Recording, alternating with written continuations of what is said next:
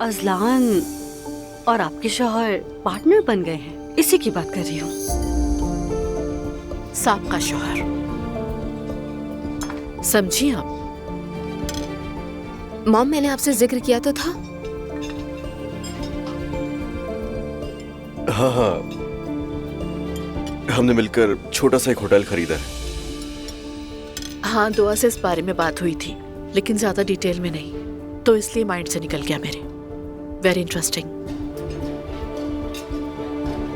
मेरी तरफ से गुड लक असलान। बहुत शुक्रिया आपका।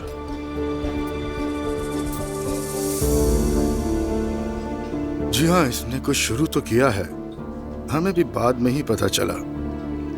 किस्मत।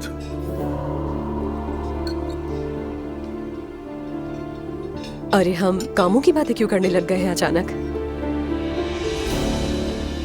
मुख्तसर ये कि कल ओपनिंग पे आप सबका वेट करूंगा मैं।